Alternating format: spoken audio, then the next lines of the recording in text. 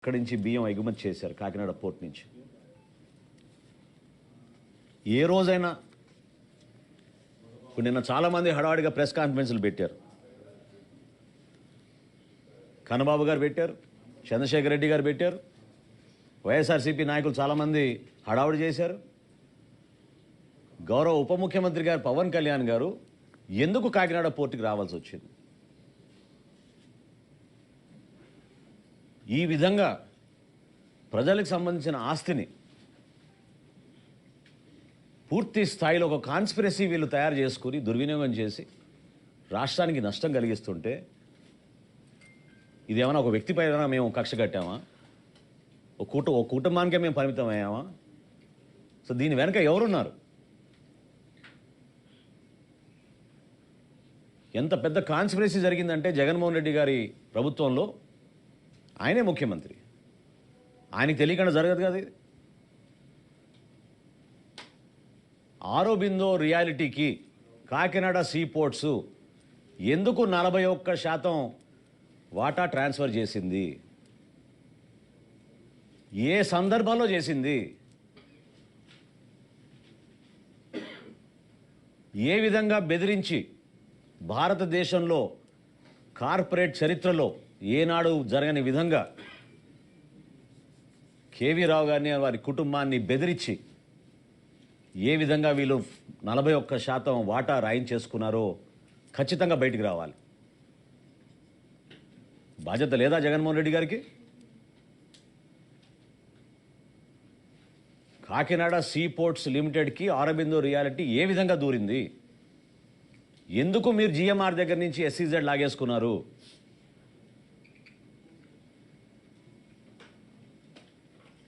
దీనికోసమే మీరు ఆ పోర్టుని పూర్తిగా మీ చేతుల్లోకి లాక్కోవడానికి, ఈ విధంగా దందా చేయడానికి, అంతిమంగా రాష్ట్ర ప్రజలకి నష్టం జరిగే విధంగా కేవలం మీరు మీ కుటుంబ సభ్యులే ఇందులో బాగుపడే విధంగా ఒక ప్రణాళిక సిద్ధం చేసుకుని చివరికి దేశ భద్రతను కూడా మీరు పక్కన పెట్టారు. పవన్ కళ్యాణ్ గారు అన్న మాటల్లో ఏం తప్పు ఉంది చెప్పండి? గంజాయి స్మగ్లింగ్ అక్కడి నుంచి జరగదని రూల్ ఏమైనా ఉందా? ఇతర దేశాల నుంచి మీరు వెపన్స్ తీసుకురారని రూల్ ఏమైనా ఉందా? ఎందుకు ప్రశ్నిస్తున్నాం అంటే 2200 ఎకరాల కాకినాడ సీ పోర్ట్లో కేవలం 20 మంది పోలీసులు పెడతారా మీరు? ఓన్లీ 20 అంటే షిఫ్ట్కి 6. ఇదా మీరు చేపట్టిన భద్రత ఈ 5 సంవత్సరాల్లో? దీన్ని ప్రశ్నించాం. ఏమైపోతుంది రేపటి రోజున అక్కడ పొరపాటు జరిగితే? ఎందుకు ఈ ఉదాసీనత? ఇంత భారీ స్థాయిలో టర్నోవర్ జరుగుతున్నప్పుడు ఇతర దేశాల నుంచి ప్రతిరోజు ఏ సందర్భంలోనైనా సరే కనీసం 10 నుంచి 12 వెసల్స్ ఉంటాయి అక్కడ. 2 పోర్ట్లు కలుపుకుంటే 15 నుంచి 16 వెసల్స్ ఉంటాయి. ఎందుకు ఈ విధంగా దుర్మార్గంగా పనిగట్టుకొని కాకినాడకి చెడ్డ పేరు తీసుకొచ్చింది ఎవరు? కాకినాడని ఒక స్మగ్లింగ్ డెన్గా మార్చింది ఎవరు? ఎందుకు మాట్లాడలేదు ఆ రోజున మీరు అందరు ప్రెస్ మీట్లు పెట్టి? ఎవరు మీ బాసులను ప్రశ్నించినప్పుడు ఇప్పుడు అర్థమవుతుంది మీకు ఎవరు మీ బాసులు. పోర్టు లాక్కుంది ఆరోబిందో. ఆరోబిందోకి అసలైన బాస్ ఎవరు?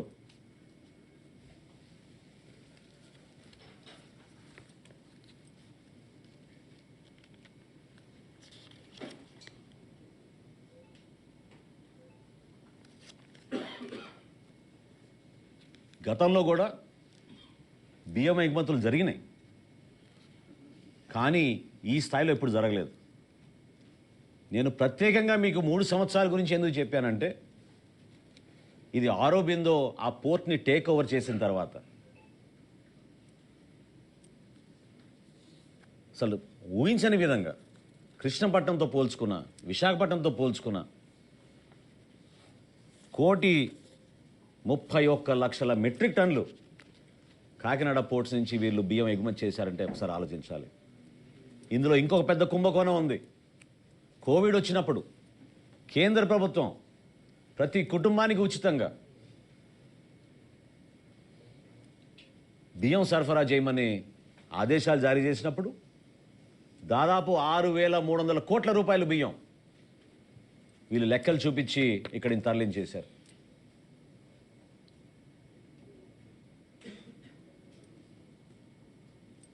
రెండు వేల 2021, 2022 ఈ 4 పోర్టులు కూడా నేను మీకు చెప్పిన లెక్కలు కోవిడ్ అప్పుడు జరిగిన ఎగుమతులు. లేకపోతే అసలు రైస్ ఎక్స్పోర్ట్ లేదు ఆ పోర్టుల నుంచి. ఓన్లీ కాకినాడ పోర్ట్ నుంచే రైస్ ఎక్స్పోర్ట్ ఉంది. మొత్తం కేంద్రీకృతం చేసి వ్యవస్థని వాళ్ళ గుప్పిట్లో పెట్టుకుని జిల్లా అధికారులు, పోలీస్ యంత్రాంగం, విజిలెన్స్ యంత్రాంగం అందరినీ వీళ్ళు పూర్తి స్థాయిలో కేవలం వాళ్ళ స్వలాభం కోసం ఉపయోగించుకున్నారు. ఎందుకు మాట్లాడలేదు ఇదే కన్నబాబు గారు, ఇదే ద్వారంపూడి చంద్రశేఖర్ రెడ్డి గారు గతంలో ఎందుకు మాట్లాడలేదు? వాళ్ళకేమున్నాయి వాటాలు అక్కడ? మానస కంపెనీకి 7 ఎకరాలు భూమి ఇవ్వలేదా పోర్టులో? మన పవన్ కళ్యాణ్ గారు చాలా స్పష్టంగా చెప్పారు, ఒక వ్యక్తి గురించి కాదు మేము మాట్లాడేది, ఇక్కడ ఈ వ్యవస్థ ప్రక్షాళన జరగాలి. పూర్తి స్థాయిలో లోతుగా పాతుకుపోయిన వ్యవస్థని ప్రక్షాళన చేయడం కోసమే చేస్తున్న ప్రయత్నం ఇది.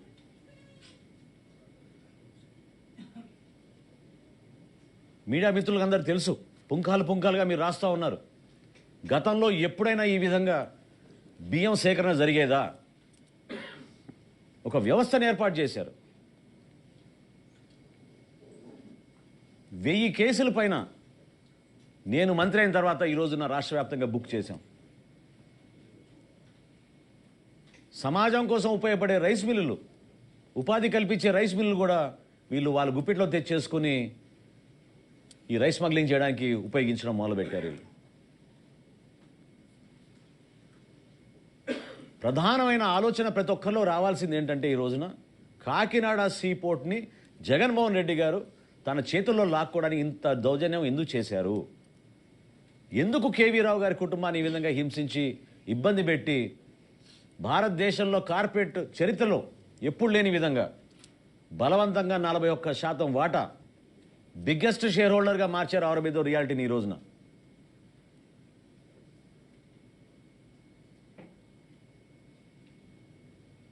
దీని వెనుక ఎవరున్నారో ఇప్పుడు ప్రజలకు అర్థం అవ్వాలి. ఖచ్చితంగా సమగ్రమైన విచారణ జరుగుతోంది. గౌరవ ముఖ్యమంత్రి గారు కూడా చాలా స్పష్టంగా ఆదేశించారు, ఈ స్మగ్లింగ్ మాఫియాని, రైస్ స్మగ్లింగ్ మాఫియాని ఎట్టి పరిస్థితుల్లో కూడా మనం ఈ రాష్ట్రం నుంచి తొలగించాలి. కష్టమైన పని, కానీ నిజాయితీగా నిలబడుతున్నాం, పోరాటం చేస్తున్నాం. ఒక ఉప ముఖ్యమంత్రిగా అంత దూరం ప్రయాణం చేసి వాస్తవాలు తెలుసుకోవడానికి ఆయన చేసిన ప్రయత్నాన్ని మనస్ఫూర్తిగా నేను అభినందిస్తున్నాను. ప్రజలు కూడా అర్థం చేసుకోవాలి, రిస్క్తో కూడిన అంశం.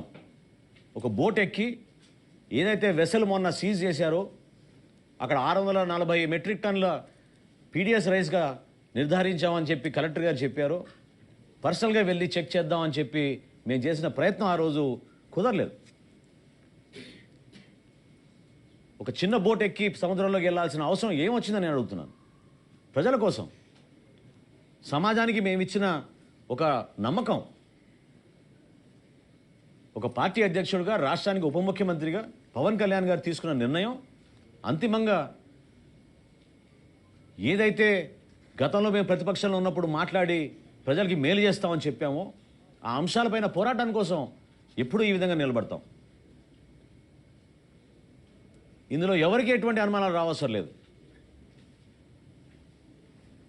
ప్రభుత్వంలో ఖచ్చితంగా అక్కడ ఉన్న వ్యవస్థని మార్చడానికి కోసం కొన్ని నిర్ణయాలు తీసుకుంటాం. ప్రక్షాళన జరగాలి, జరుగుతుంది కూడా. అదేవిధంగా అంతిమంగా ఇంత అద్భుతమైన పథకం సామాన్యులకి, ప్రజలకి అందించాల్సిన ఈ బియ్యం ఈ విధంగా దళారుల చేతిలోకి వెళ్ళిపోయి ఇంత నష్టం కలిగించినప్పుడు అరికట్టాల్సిన బాధ్యత కూడా మా పైన ఉంటుంది.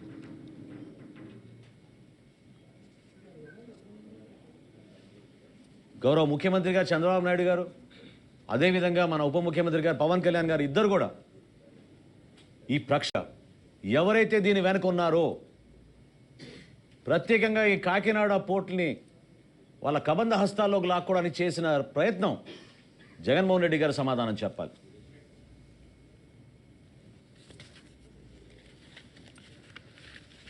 Thank you.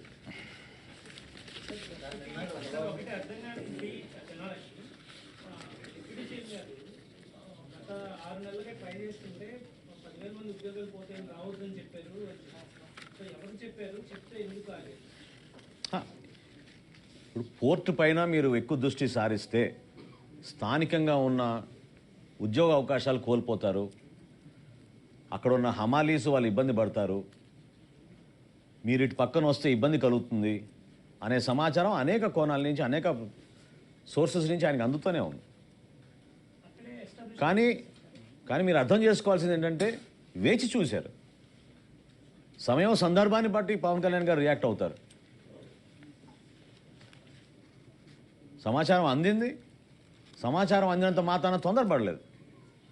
దానిపైన అవగాహన తెచ్చుకొని ఇది వాస్తవం కాదా తెలుసుకుని అప్పుడు రియాక్ట్ అయ్యారు ఆయన.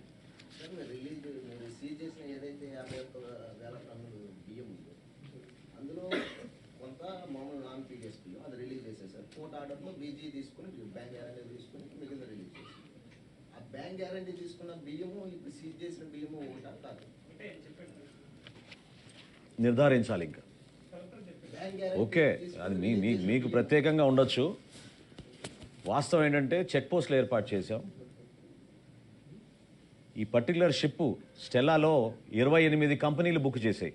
52,200 మెట్రిక్ టన్నులు ఈ షిప్ కెపాసిటీ. 28 కంపెనీలు బుక్ చేశాయి ఈ షిప్ని. ఇంకా ఇన్వెస్టిగేట్ చేయాల్సిన అవసరం ఖచ్చితంగా ఉంది. అది అయిన తర్వాత పూర్తి వివరాలు మీకు ఇస్తారు.